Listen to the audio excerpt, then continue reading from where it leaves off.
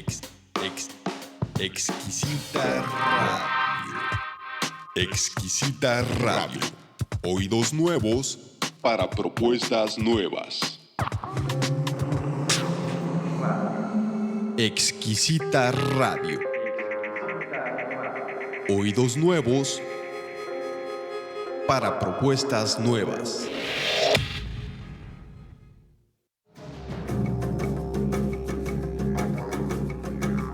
Creencias religiosas, un espacio de conversación sobre las religiones y un lugar de reflexión sobre la convivencia. Este programa es producido por el Centro de Estudios Religión y Sociedad, el Departamento de Filosofía y el Cuerpo Académico Cultura, Religión y Sociedad del Centro Universitario de Ciencias Sociales y Humanidades de la Universidad de Guadalajara.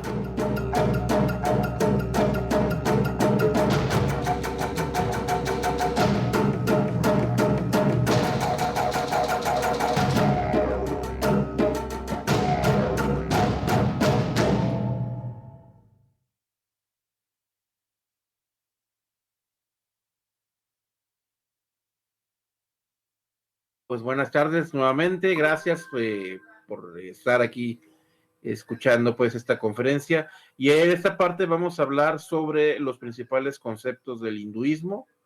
Esto también es una exposición a manera de introducción, porque como pueden ver, realmente es muy difícil tratar de abarcar pues lo principal en un tiempo tan reducido. Esto daría para un curso completo, entonces también les pido una disculpa por si dejo algunos conceptos o algunos temas pues que no se pueden abarcar por cuestiones de tiempo. Trato de ser lo más, digamos, a la síntesis más, digamos, más entendible para todos los, digamos, para todos los alumnos. Y bueno, es lo que vamos a tratar de hacer, ¿no? Que se entiendan los conceptos principales y de una manera pues un poco didáctica. Bien, vamos a ver las etapas de la religión de la India. Aquí podemos ver pues que hay una, en esta imagen, vamos a remontarnos hasta la civilización del Valle del Indo, allá por el año 4000 a 2000 antes de Cristo. Esta civilización va a estar hoy, digamos, sus vestigios en lo que es hoy Pakistán, y va a ser la cultura, digamos, madre, de la cual va a surgir con posterioridad lo que sería pues ya la población de lo que sería la India. Entonces, en esta tradición o en esta cultura del Valle del Indo, hay algunas ciudades muy famosas como Mohenjo-Daro, Chuendaro y Jarapa, sobre todo, que eran centros urbanos en los cuales para aquellos tiempos ya había, era una civilización pues ya estratificada, ya tenían grandes avances arquitectónicos, incluso había casas de 2 pisos, había el uso de drenaje para aquel tiempo, imagínense ustedes, había el uso también de ladrillos. Era una civilización dedicada sobre todo al comercio, comerciaban mucho con Mesopotamia, con el mundo iranio también, y sobre todo los habitantes eran drávidas, eran de piel oscura, y era una sociedad matriarcal. Se ha descifrado muy poco de su escritura, por lo mismo hay mucho pues que no se sabe, se ignora pues realmente mucho de esta civilización. Lo que sí se conoce pues es alguna de sus prácticas que por medio de algunos sellos se han preservado. Hay un sello de, por ejemplo, lo que se cree que es un chamán o un tipo de chamán, porque trae una cornamenta, es decir, está vestido como un, o emula pues como ser un animal, pero está sentado en lo que parecería como una flor de loto. Entonces quiere decir que ya desde muy antiguo se daba pues a la práctica pues de un tipo meditativo, a lo mejor con fines mágicos, no sabemos, pero pues ya había esta práctica desde pues muy antiguo. Algo sucedió alrededor del año 2000, al 1500 más o menos, antes de Cristo, y resulta que esta civilización se ve desplazada. Se ve desplazada por la llegada de lo que serían los arios.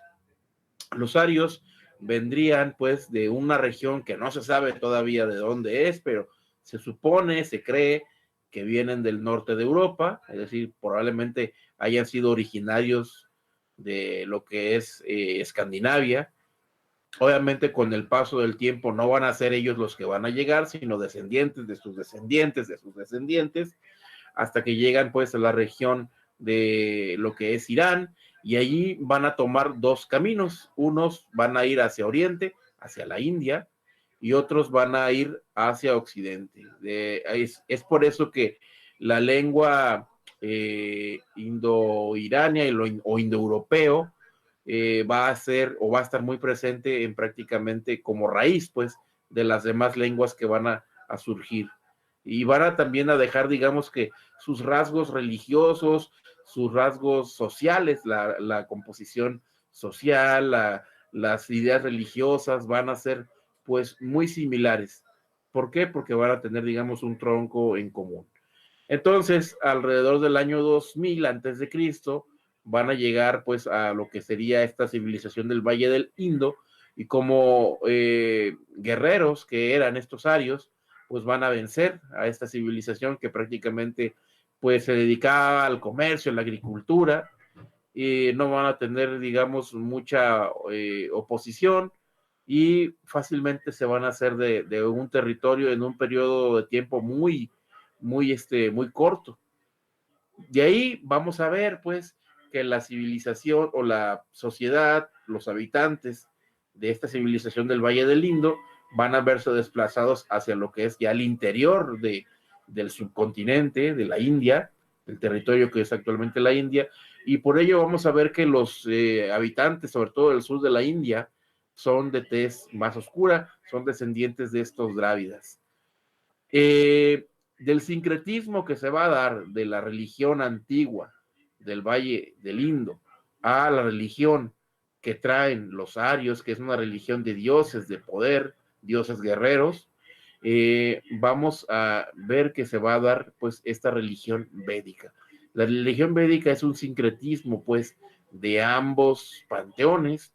Por ahí se habla de una divinidad que es Rudra, que se dice que es prevédica, es decir, es una deidad que estaba presente ya en la civilización del Valle del Indo, pero que se va, digamos, a sincretizar con digamos, Shiva ario, y va a dar, pues, o va a personificar lo que sería, pues, ya el Shiva que más o menos conocemos. Obviamente, con el paso del tiempo, de aquellos tiempos hasta ahora, pues, el panteón y las cualidades del panteón van cambiando, pero digamos que una deidad que sería como sincrética, pues sería Shiva, que a veces se le conoce como Rudra, aunque Rudra pues era una deidad más antigua, y era una deidad pues que no se conoce pues mucho de ella, por eso a veces se identifica o se le llama a Shiva como Rudra. Ese sería pues un ejemplo de, digamos, de este sincretismo, pero también la cuestión viene en el sincretismo en cuanto a la visión de la religión, el hecho de llevar sacrificios de sangre que se realizaban pues en esta religión védica. La religión védica va a tener pues esta primera aparición, y su cualidad va a ser el ritual. El ritual va a ser muy visto, el ritual tiene que ser muy público. El ritual es para que participe la tribu. Recuerden que esta es una sociedad, la sociedad védica es una sociedad tribal todavía. Por lo mismo, estos ritos van a pertenecer o van a ser muy propios de cada tribu, de cada señorío que iba a haber pues ahí en el norte de la India. Todavía en una, digamos, en una primera etapa no había el sacerdocio como tal. La ejecución del sacrificio estaba a cargo del jefe de la tribu, del rey, y con el tiempo el sacrificio, digamos, esta manera de llevar la religión védica se va a hacer más específica, se va a especializar cada vez más, por lo tanto va a surgir una clase, la clase sacerdotal, que es la que va a especializarse en la ejecución de los sacrificios. Y los sacrificios también se van a hacer cada vez más complejos. La función del sacrificio, lo que tenía y tiene todavía, es que se emula en pequeño el universo, es decir, las energías del universo a través de las diferentes ofrendas se ponen pues al alcance de los dioses. Es lo que a los dioses se les rinde pues como un tributo, como una ofrenda. ¿Por qué? Porque se entiende que los dioses son los que ponen a través de sus energías pues todo ese, digamos, todos esos frutos que da la tierra, que da pues a través del agua, de la lluvia, del sol, de los diferentes elementos que hay en el mundo. Entonces lo que hace el hombre es que el hombre tiene el deber, de ahí es la idea pues del Dharma, aunque la idea del Dharma va a ser posterior, pero hay la idea de que el hombre tiene el deber como de mantener ese equilibrio, de mantener ese, digamos, ese estado en el que los dioses proveen y el reconocer a los dioses, pues, digamos, toda la energía a través de los elementos materiales y de los elementos de la naturaleza, pues, que hacen que la tierra dé sus frutos. Por lo mismo se habla de aquí en la antigua religión védica del concepto de Rita.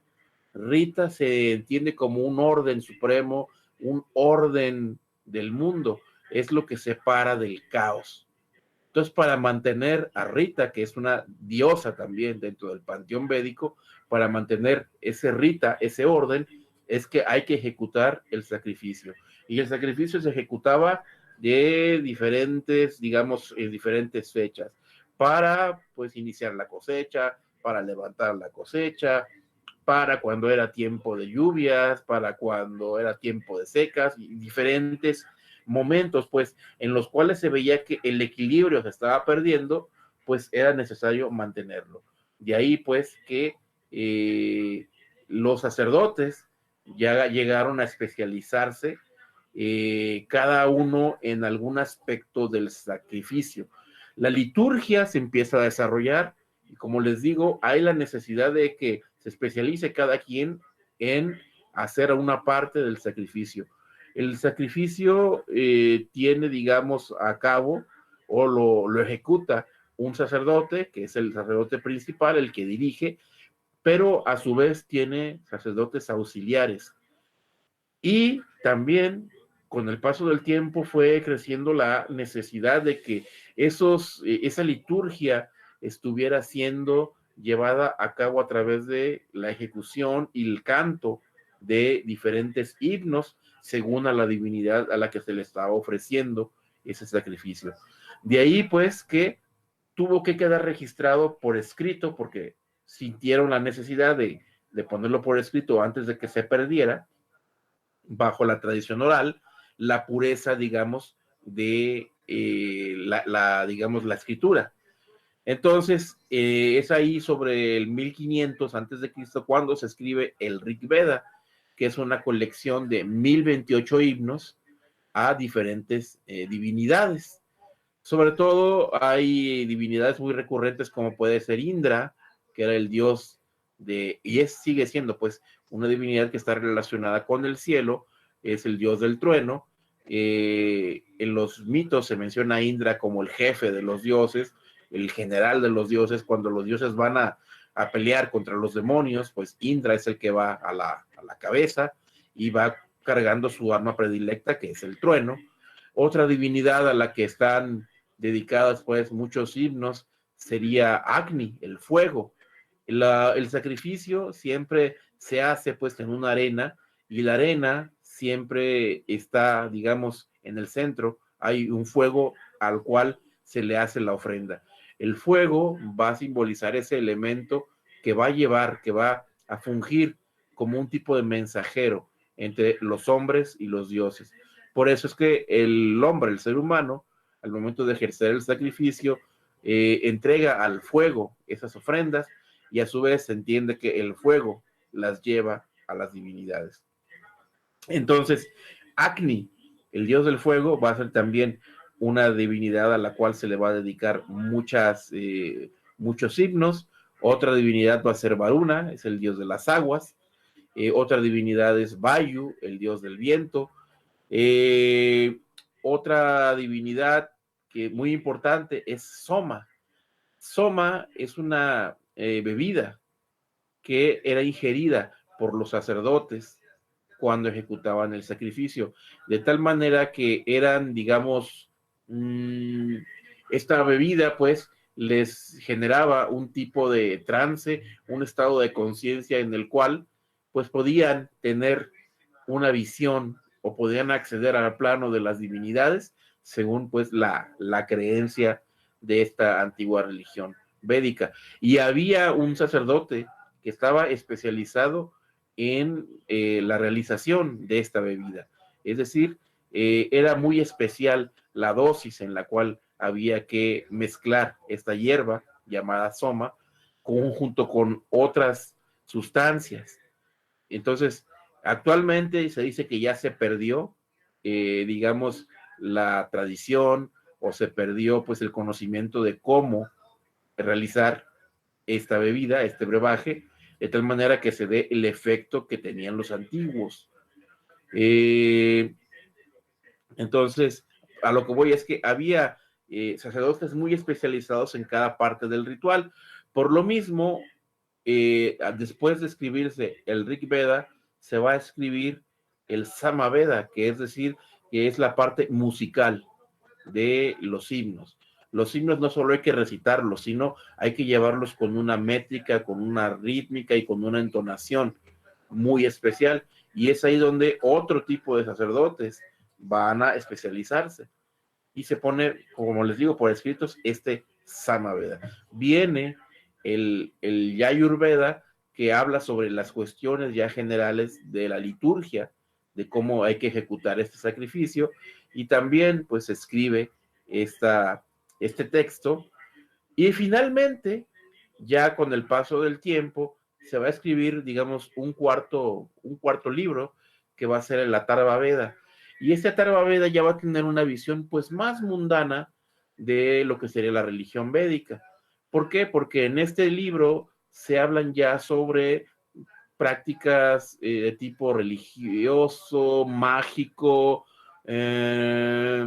también se habla sobre cuestiones de hechizos, eh, algunos tipos pues de uso ya, pero no con el fin de agradar a los dioses o de reconocerles su papel, sino más bien de alcanzar algunas, alcanzar metas pues ya personales, algunos tener pues ya algún objetivo ya, digamos, personal, ¿no? Que vencer al enemigo, que, no sé, alcanzar riquezas. Pues todo eso se puede lograr ejecutando el ritual de cierta manera, y también haciendo digamos, o recitando o declamando la serie de hechizos que se mencionan pues en esta parte de la Atharva Veda. Es así como surgen estos 4 Vedas, que van a ser, digamos, los que abren el canon literario de los Vedas, y todo va a tener su origen en el Rig Veda. Es importante pues que lo tomen en cuenta para cuando, si llegan a encontrarse alguna traducción del Rig Veda, que todavía no está traducido por completo al español, por lo menos yo no me lo he encontrado. Hay algunas buenas traducciones en español, pero son únicamente de alguna parte del Rig Veda, o partes, pero todavía completo no. Bien, eso sería, digamos, el inicio de la época védica. Dentro de la época védica ya podemos ver que hay otras, digamos, otras eras o otras épocas, como puede ser la del brahmanismo. El brahmanismo se le llama así porque la sociedad, la clase sacerdotal son los brahmanas. De ahí, pues, que si el ritual es muy importante, la clase sacerdotal pues va a tener también mucha importancia, mucha injerencia. Y van a tener tanta importancia, o se van a dar ellos tanta importancia a los sacerdotes, que pues incluso van a dejar su huella en esta, digamos, en esta historia o en esta etapa de la historia de la India. Un periodo que se va a extender más o menos por unos 4 siglos, en la que se va a consolidar la clase sacerdotal como la cabeza de la sociedad de la India, desplazando incluso a los reyes, a los gobernantes. Por encima de ellos va a estar el sacerdote. ¿Por qué? Porque si el rey necesita ejecutar un sacrificio, pues tiene que acudir con el sacerdote. Incluso va a haber sacerdotes o va a haber momentos en los que el sacerdocio es tan poderoso que ellos van a dar el visto bueno para que pues, un rey gobierne.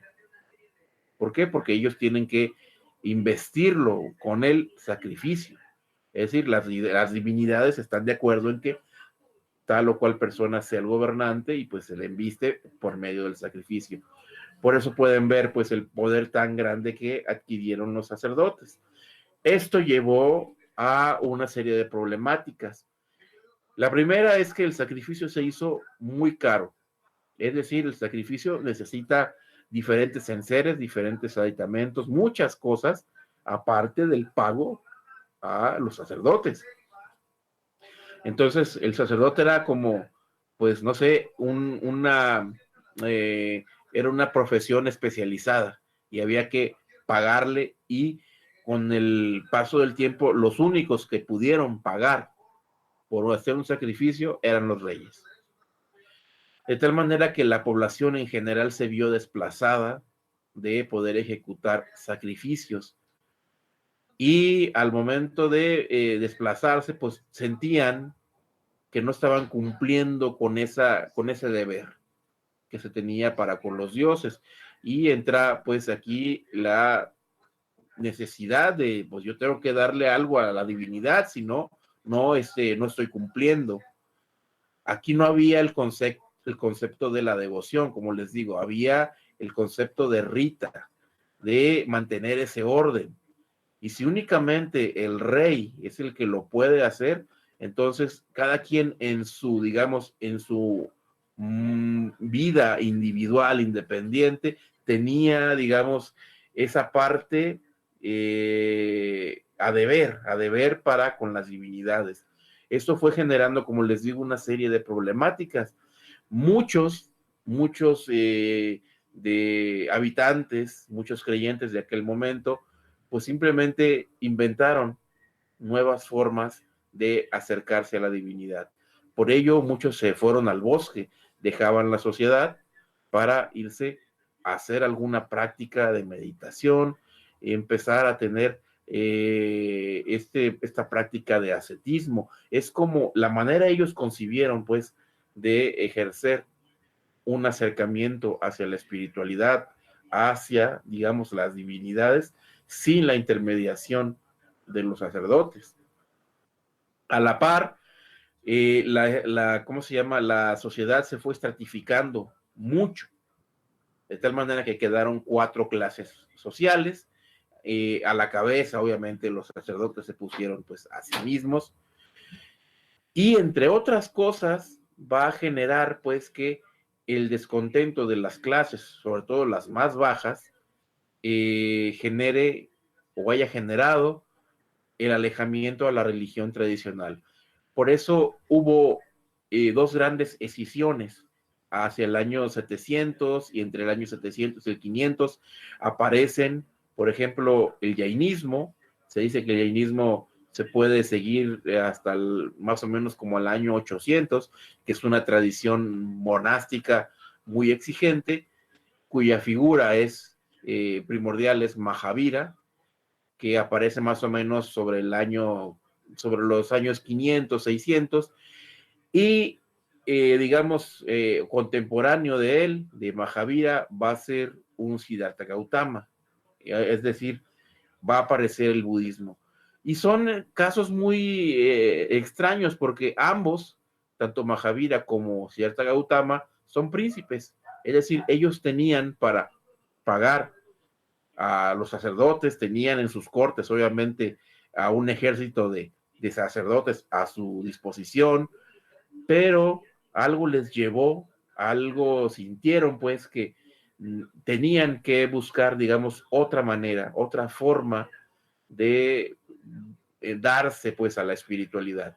De tal manera que, en el caso de Mahavira, pues sigue la senda del jainismo y la hace muy popular, y en el caso de Siddhartha Gautama, él va a realizar, digamos, un camino propio que sería, pues, conocido ya después como en el nombre del budismo. Entonces, la gente ya va a tener, digamos, alternativas a la religión que no tienen acceso a la religión tradicional, a la religión, digamos, ya de antiguo, que era el vedismo, la religión védica, pero ya hay nuevas alternativas. Y junto con ellas, con el jainismo y el budismo, aparecen otras, como la tradición charvaka, que es materialista, el ajivikatismo, que era una tradición de tipo hedonista. Van a aparecer muchas corrientes. Las que más van a resonar van a ser el jainismo y el budismo, y la gente se va más bien a ir con estas tradiciones. Primero porque, por ejemplo, en el jainismo y el budismo, al ser tradiciones heterodoxas, no van a aceptar a los Vedas. Por lo mismo, no van a aceptar la ejecución de un sacrificio carísimo, y también van a rechazar el concepto de la estratificación social. Entonces, cualquiera tenía acceso a las enseñanzas de Buda y de Mahavira. Es por eso ahí que digamos, el panorama religioso se vuelve más rico, pero también se hace una división. Y ahí es donde vamos a ver que hay, pues, ramas ortodoxas, que son las que siguen a los Vedas, y heterodoxas, que son las que desconocen la autoridad de las escrituras védicas. Y es aquí donde podemos entrar ya al tema del hinduismo. Es decir, este es un término que se inventa, pues, lo inventan los ingleses cuando llegan a la India, y los mismos hindúes actualmente lo siguen utilizando. El hinduismo no es un término oriental, sino es un término, pues, occidental. Los ingleses tienen que utilizarlo porque al principio no conocen, no entienden la religión de la India. Entonces, podemos ver que el hinduismo, como lo podemos leer en algunos diccionarios, es o se refiere, pues, a las diferentes religiones que hay, que existen en la India. Religiones o corrientes también filosóficas o corrientes artísticas. Vamos a ver que la religión en la India o en Oriente en general no está peleada con la filosofía. No hay esa escisión que se dio en Occidente.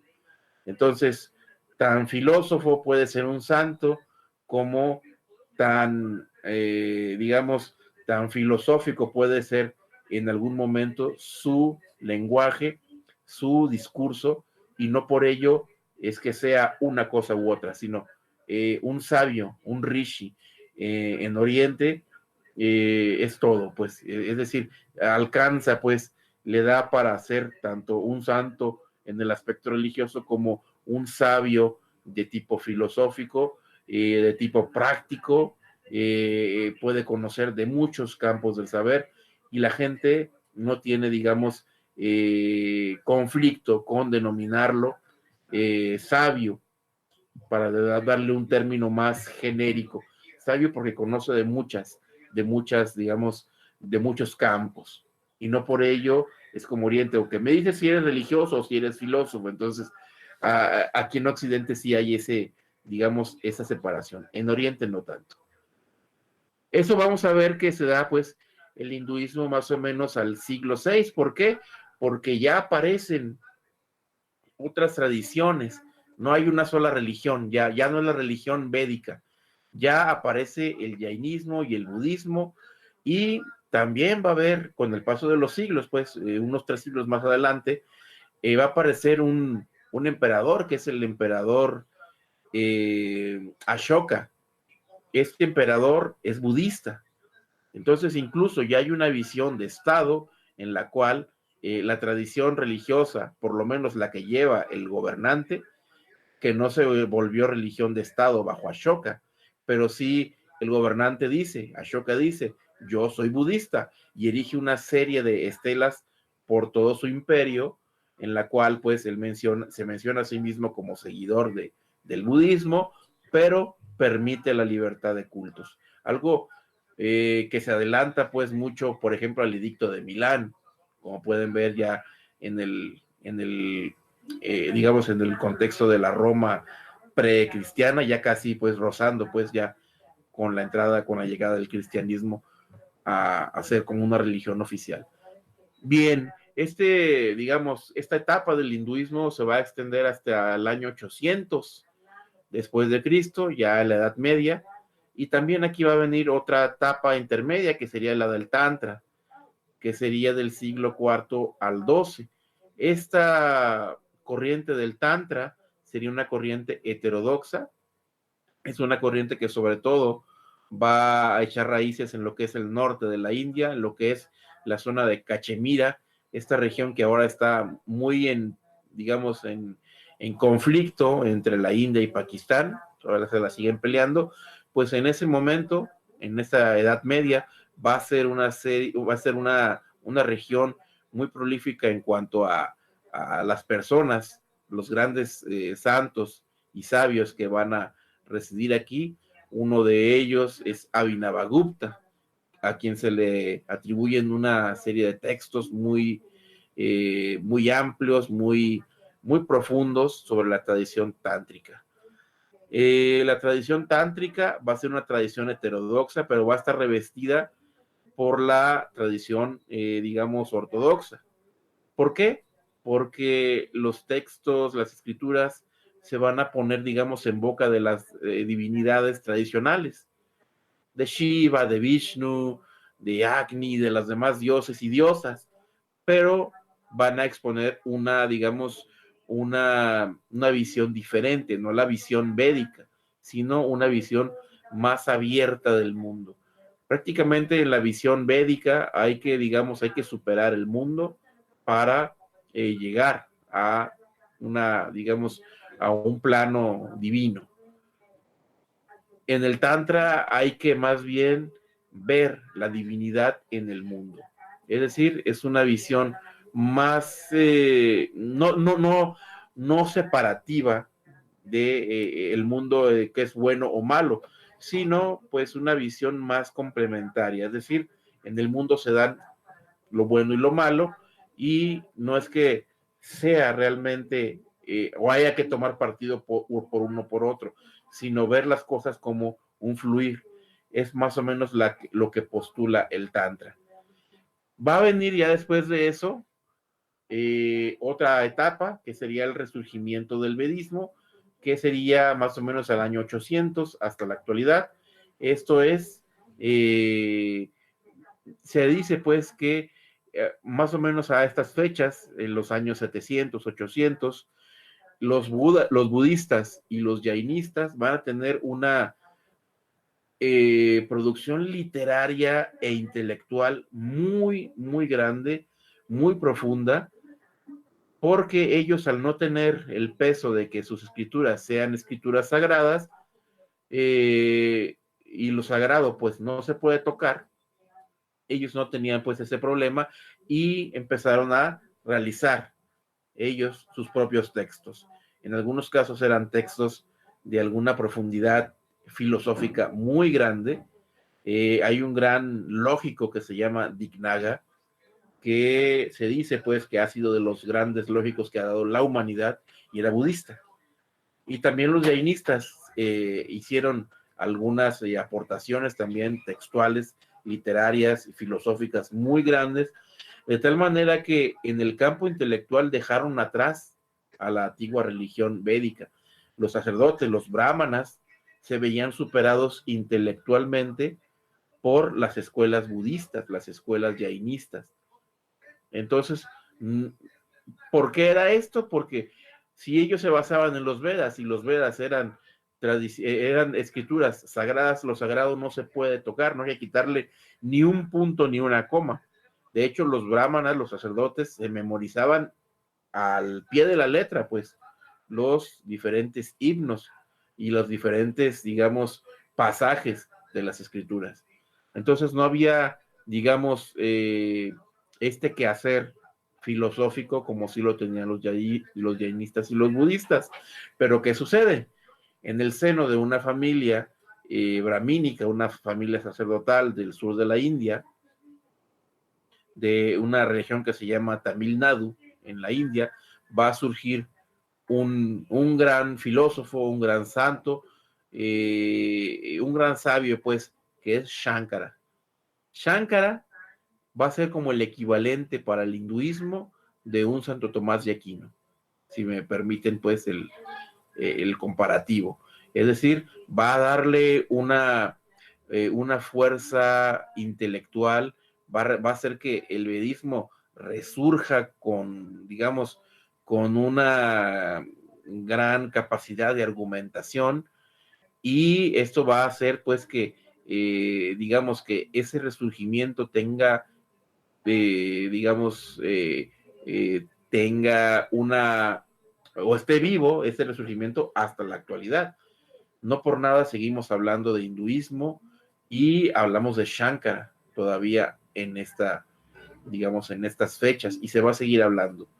Entonces lo que hace Shankara es que él empieza a hacer comentarios a las antiguas escrituras, a las Upanishad, a los Vedas, al Bhagavad Gita, por ejemplo, desde muy joven. Desde muy joven se le atribuye a él, por ejemplo, que a los 12 años hizo un comentario sobre los Brahma Sutras, es decir, él hace un comentario al tratado filosófico más grande que se había escrito en la India.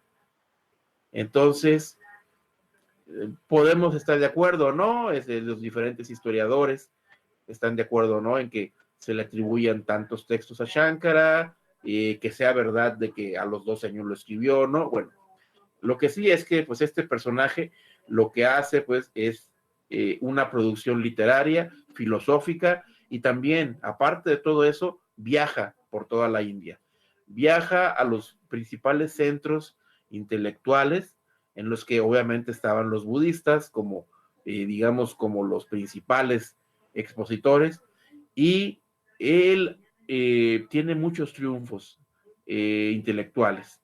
Es decir, su escuela va a llegar y va a ser muy exitosa, va a desplazar incluso en algunas regiones al budismo. La gente va a tener la confianza y va a sentir el orgullo, obviamente, de retomar su antigua religión, porque tiene los argumentos, tiene los sustentos ya intelectuales con que defenderse, con que hacerle frente, pues, a estos ataques intelectuales que venían desde estas tradiciones. Finalmente, ¿qué va a pasar? El budismo, por ejemplo, va a tener que irse de la India. Es muy poquito lo que queda de budismo en India, y el budismo va a echar raíces en el Tíbet, va a echar raíces en China, va a echar raíces en Japón, en lo que es el sur de Asia, pero en la India, por lo menos en la India, va a quedar casi nulificado. Son muy pocas las comunidades que van a sobrevivir en la India. ¿Por qué? Porque digamos, el trabajo de Shankara va a ser tan excelso que los hindúes van a retomar con confianza y con orgullo, pues, su tradición antigua. Shankara no por ello le fue fácil digamos, esta tarea, porque obviamente de los círculos más conservadores le vienen muchas críticas, incluso ataques de la misma tradición védica, que se oponían a que él comentara los textos, porque, pues, se consideran sagrados, se consideran una revelación. Entonces, al momento de que Shankara empieza a hacer comentarios, pues va a recibir, obviamente, muchas críticas, pero aún así, con críticas o sin críticas, es así como resurge pues el vedismo. Como les digo, podemos ver ese resurgimiento hasta la época actual. ¿Hasta aquí tienen alguna pregunta? Todo bien. No, todo bien, gracias. Muy bien, pues ya les hablé sobre el sacrificio de la antigua religión. Es un sacrificio de fuego. Aquí pueden ver la imagen como el sacerdote está levantando pues aquí una pira, y la pira es digamos esta construcción que se levanta a veces con ladrillos, a veces con arena, en la cual se enciende el fuego. El fuego está rodeado de diferentes elementos que son los que hacen que se emule, que se, digamos, que se dibuje en pequeño un universo. Y ahí pueden ver cómo está haciendo las ofrendas directamente al fuego. Y atrás de él están viendo ustedes otros sacerdotes que están auxiliando pues al que está ejecutando.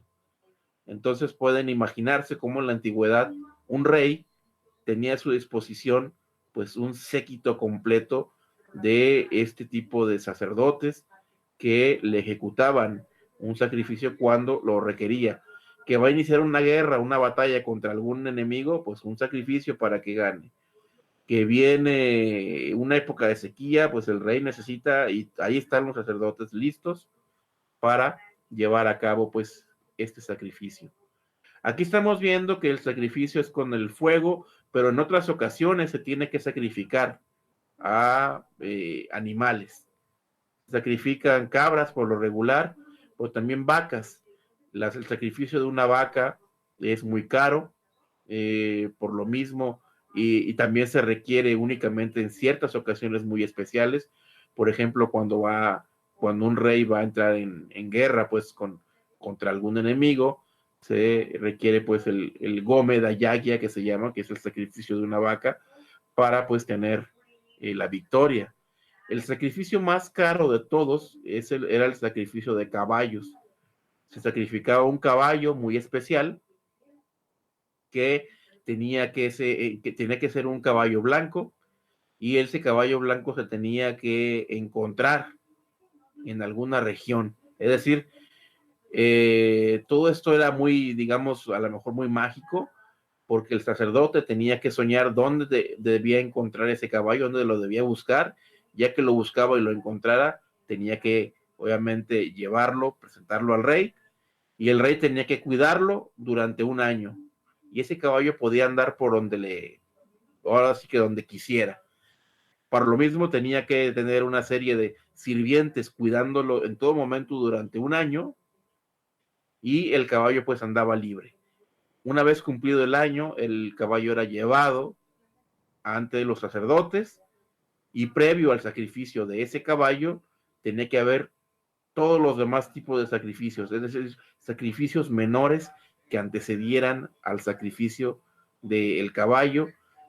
Y el sacrificio del caballo se hacía no no era un sacrificio sangriento, sí era un sacrificio en el cual el animal moría, pues, pero se sacrificaba por asfixia. Se le iban colocando diferentes telas encima de su cuerpo, de tal manera que cuando ya era demasiada la tela, pues el animal moría pues por asfixia. Ese era, digamos, el sacrificio más grande, y obviamente había que pagarles a los sacerdotes y a toda la gente que estaba involucrada, incluso el pueblo. Cuando un rey ofrecía un sacrificio de caballos, todo el reino entraba, digamos, era partícipe. ¿Para qué? Para que hubiera el fruto esperado de ese sacrificio, que el sacrificio fuera exitoso. Aquí podemos ver, como ya les mencioné, esta etapa del brahmanismo, en la cual pues los sacerdotes tenían gran influencia. Aquí podemos ver un grupo de sacerdotes que están haciendo una purificación. Cuando a alguien se le ordena sacerdote o se le da la orden sacerdotal, se le embiste con ese cordón que ustedes están viendo. Ese cordón pues identifica a la persona como sacerdote, y con ese cordón y con la ayuda pues de los mudras, que los mudras son diferentes figuras que se ejecutan con la mano, es decir, ya es una fórmula vista un tanto como mágica. Hay imposición de manos sobre los diferentes elementos, sobre el agua, sobre las ofrendas, sobre las personas incluso, en algún momento, pues, y ¿cómo se llama? El cordón sagrado es el que va, digamos, a avalar como que esa bendición que se está dando, pues va a tener una, digamos, una conexión con lo divino. Entonces ya lo mencionamos, pues, los sacerdotes van a tener una gran, o van a ejercer una gran influencia, se van a poner a la cabeza, y eso va a hacer que las clases más desprotegidas, pues, busquen otra manera de buscar la espiritualidad, y por eso va a aparecer un Mahavira y un Buda, entre otros grandes, ¿cómo se llama?, personajes. Y es aquí, como les digo, que entramos a este periodo que es el hinduismo, que pues se le considera que es como el conglomerado de diferentes creencias, ramas, tanto religiosas como filosóficas, que se da en la India. Cuando los ingleses llegan a la India, pues quieren conocer la religión, y vamos a conocer la religión, y se topan con un primer problema, y pues es que no hay una religión, hay muchas. Ah, caray. Entonces, bueno, vamos a leer su escritura sagrada. Y otro problema, pues ¿cuál de todas? Hay cientos. Ah, caray, ¿no? Otro problema. Entonces, bueno, vamos a estudiar a su fundador. No, pues no hay un fundador. Entonces vamos a platicar con su líder. No hay líder. Entonces todas las categorías que tienen los ingleses no aplican, pues, para este monstruo tan grande que es el fenómeno religioso filosófico que se da en la India. Por lo mismo, tienen que inventar algo para poder asirlo, para poder tomarlo de alguna manera. ¿Y qué se inventan? Se inventan el término hinduismo. Y con ese, pues, se va a entender a todas esas religiones, a todas esas corrientes filosóficas del subcontinente que es la India. ¿Se entiende esto? Sí, gracias. Muy bien. Como les digo, el resurgimiento del vedismo se da a través de este personaje que es Shankara, que es un gran filósofo, un gran sabio, y obviamente sus textos van a estar vigentes al día de hoy. Afortunadamente ya se están traduciendo muchos de ellos al español, y bueno, quisiera hacerles el comentario, pues, de que, por ejemplo, mi tesis en filosofía es sobre todo también hablando de la filosofía y del legado de Shankara. Vamos a ver aquí a grandes rasgos las dos divisiones del hinduismo. Como ya les dije, hay corrientes ortodoxas y las heterodoxas. Las ortodoxas son las que aceptan la autoridad de los Vedas, las heterodoxas son las que no la aceptan esa autoridad. Entonces, entre las heterodoxas vamos a tener el jainismo, el budismo, el tantra, el ayurvedismo y el charvaka. Estas ya, pues, prácticamente han desaparecido de la India. Se mantienen las tres primeras, junto con el sikhismo, es decir, los sikhs, que también es otra comunidad del hinduismo, pero que tampoco acepta, digamos, la autoridad de los Vedas. Todos ellos tienen sus propios textos. En el caso del budismo, pues van a tener muchos que van a ser contenidos en el Tripitaka, es decir, todos los sutras, pues, que forman esta colección de escrituras. Los tantras también van a tener diferentes escrituras, a diferencia, pues, de las ortodoxas, que van a tener a los Vedas, pues, como sus libros principales.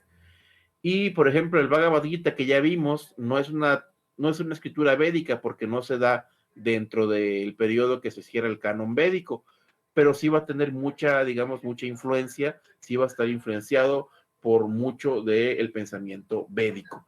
Entonces, cuando escuchen que el Bhagavad Gita es una escritura védica, pues no es, porque no surge, pues, en el momento o no entra en el canon védico cronológicamente, aunque sí va a estar muy, muy, muy influido pues por la visión y el pensamiento de los Vedas.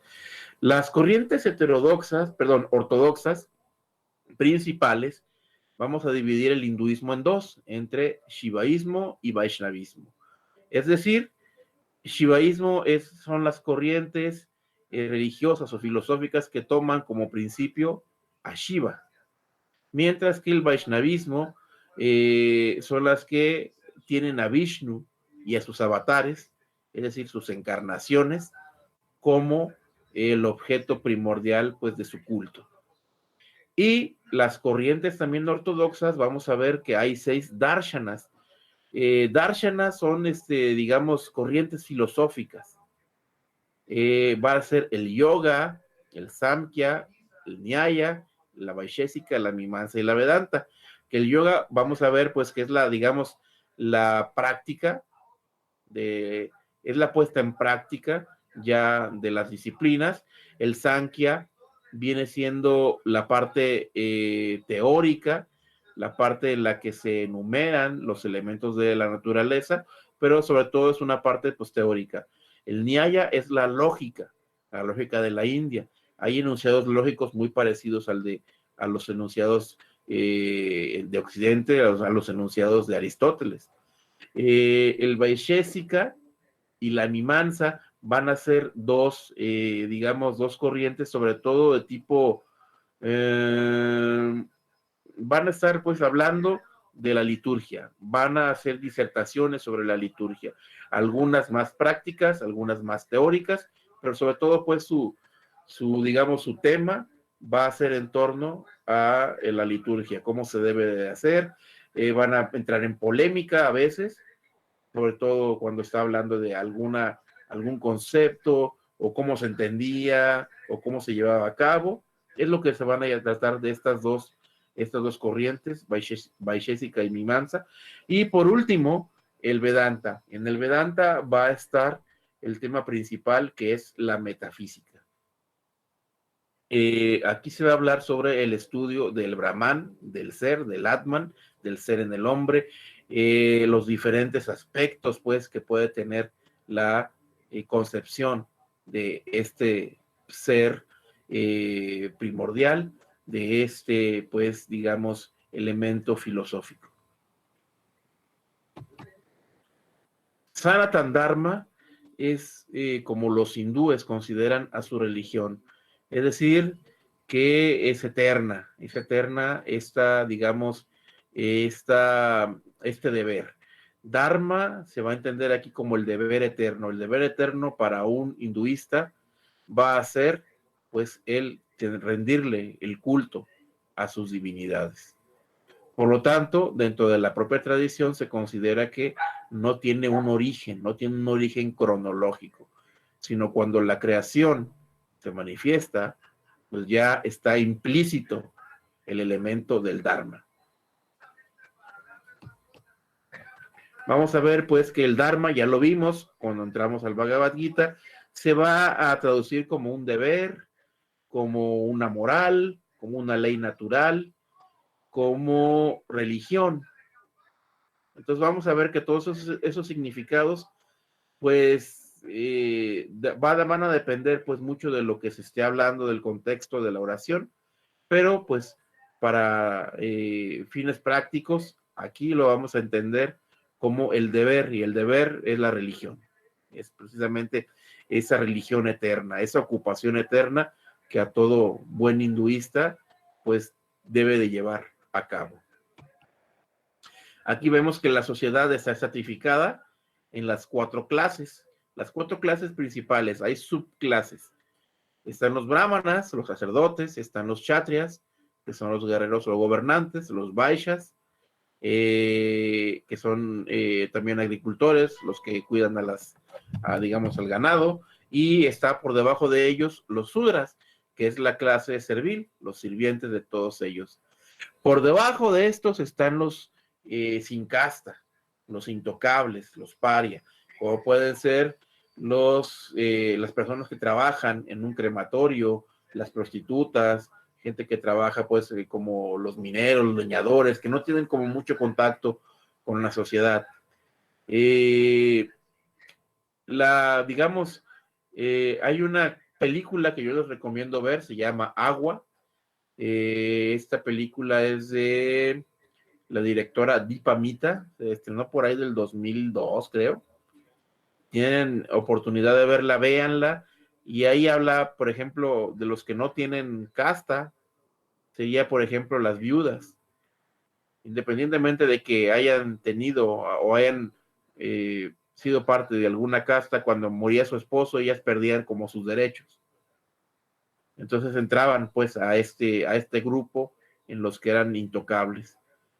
Es una película en ciertos aspectos muy dura, muy crudo, pues, el planteamiento del problema que se tiene, pero es algo muy claro, pues, como esta estratificación tan dura, tan cerrada, lleva o ha llevado a muchos problemas, pues, a la sociedad de la India.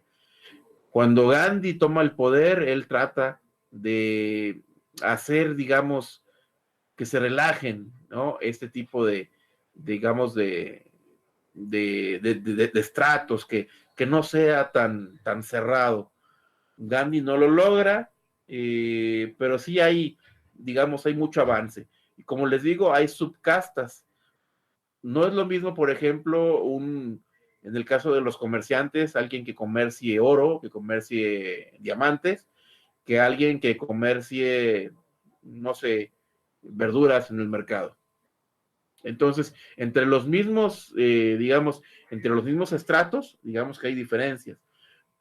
Mencionamos nada más estas 4 clases por ser, digamos, como los grupos más grandes en los que se concentran los diferentes gremios o los diferentes estatutos, pero tomen en cuenta que hay diferentes clases entre cada una de las castas. Hay las etapas de la vida, por ejemplo, el ashram se considera pues como un lugar en el cual uno va a aprender, pero también se entiende como una etapa a la que uno pertenece según digamos, el estado o según la etapa en la vida en la que se encuentre. Entonces, el ashram dharma quiere decir que es el deber que va a ocuparse uno en diferente momento o diferente etapa de su vida. La primera va a ser la brahmacharya, que es la etapa de estudiante célibe. Esta etapa se va desde los 5 a los 25 años, es decir, se espera que uno esté con el maestro durante 20 años y en esos 20 años el maestro enseña pues al alumno, al discípulo, las escrituras, enseña a ejecutar los sacrificios, enseña diferente tipo de conocimiento, desde gramática, desde matemáticas, es decir, es una educación muy completa, pero siempre teniendo como centro, pues, la religión, el conocimiento, pues, de las escrituras. Se estima que a los 25 años el discípulo ya ha comprendido y está ya listo, tanto física como mentalmente, para ser un padre de familia. Y es ahí donde entra a la segunda etapa, que es el Grihastha Ashram.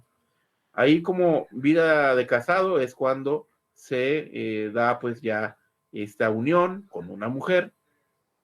Recuerden que los matrimonios en la India tradicionalmente se elige, pues la familia es la que elige, los padres eligen a la pareja de los hijos y es como se llevan a cabo. No hay eso de pues que uno elija, que sean novios y todo eso, no hay digamos, no hay ese proceso, es otro.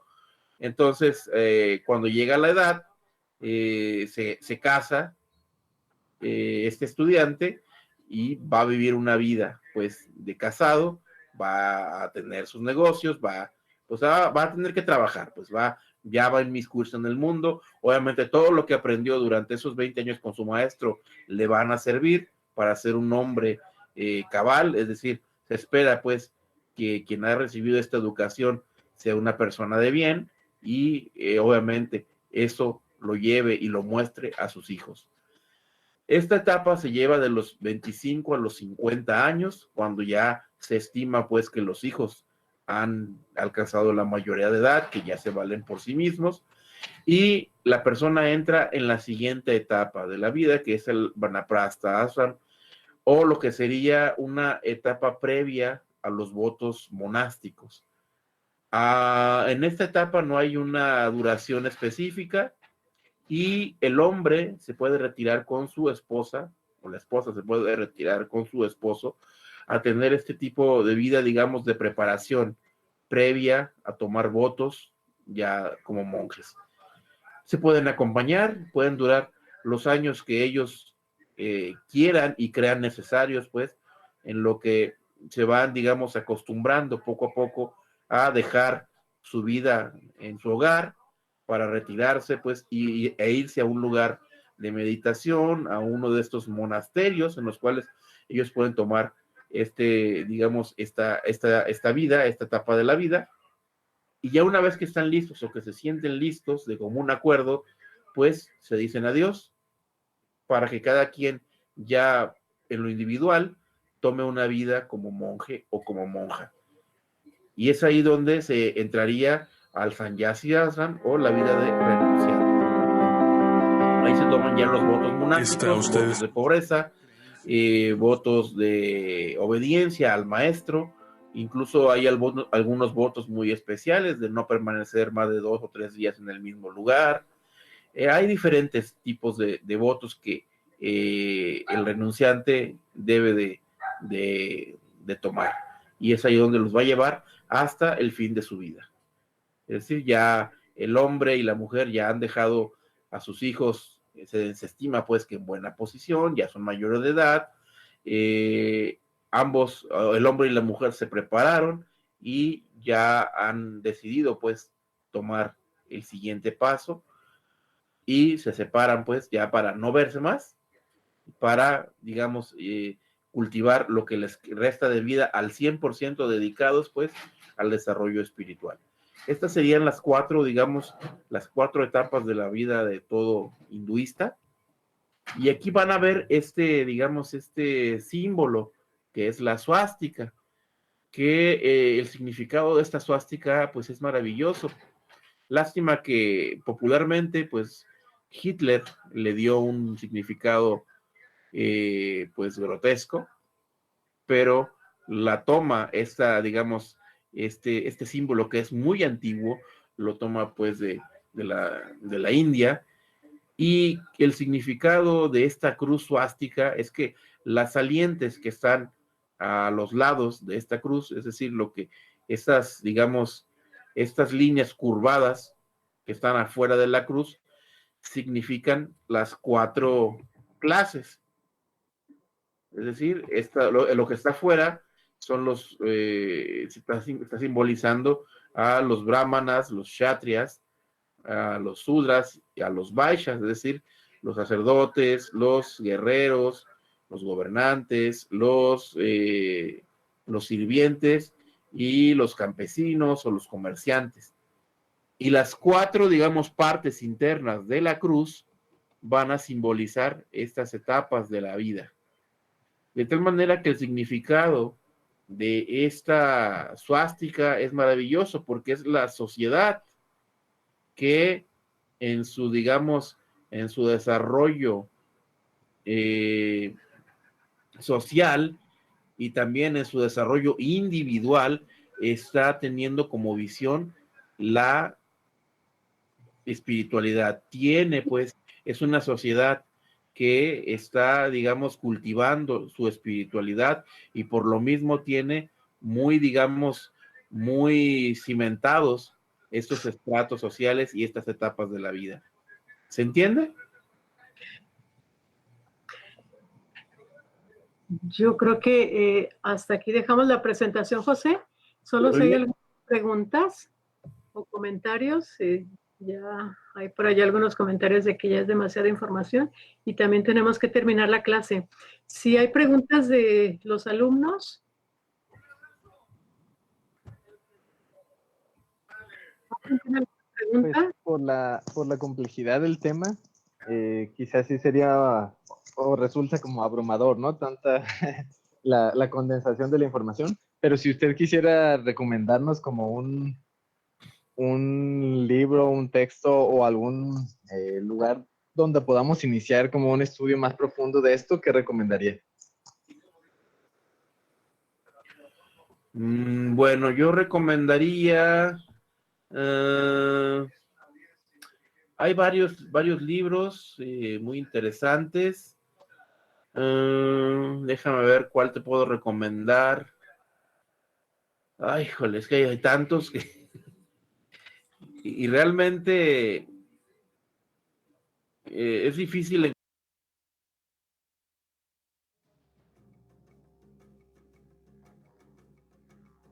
Creencias religiosas concluye por hoy.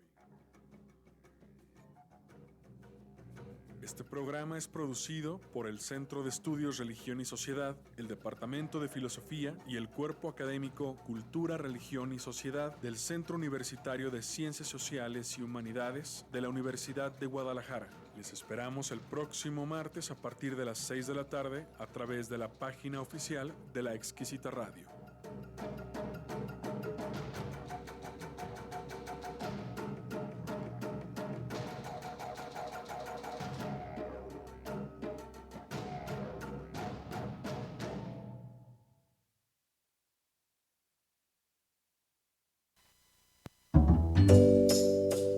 Eres especial y tus seres queridos también. Regálate y regala amor a través de Ayla Muñecas Artesanales. Diseños personalizados elaborados en La Piedad, Michoacán, de México para el mundo. Haz contacto en Facebook como Ayla Muñecas Artesanales o envía WhatsApp al 3525 29 04 97. 3525 29 04 97. Ayla Muñecas Artesanales, un detalle único de amor creado para ti.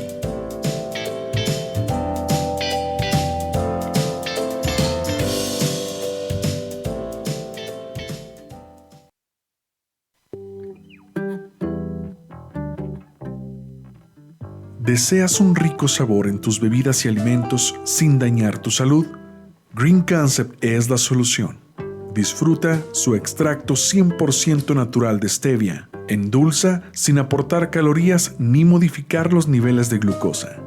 Haz tus pedidos en Amazon o al teléfono 33 25 92 47 76. 33 25 92 47 76.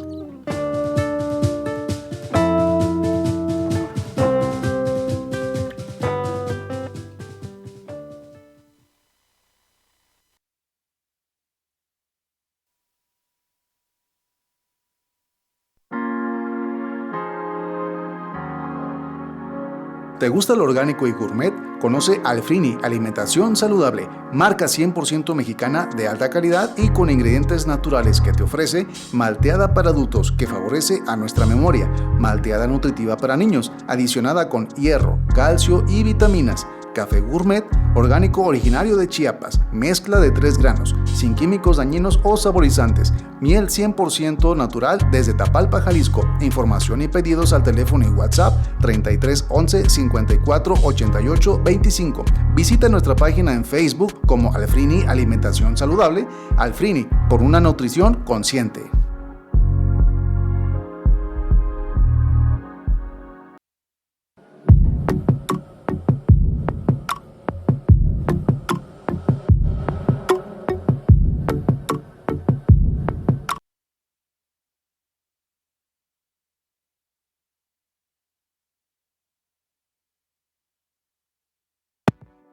Exquisita Radio.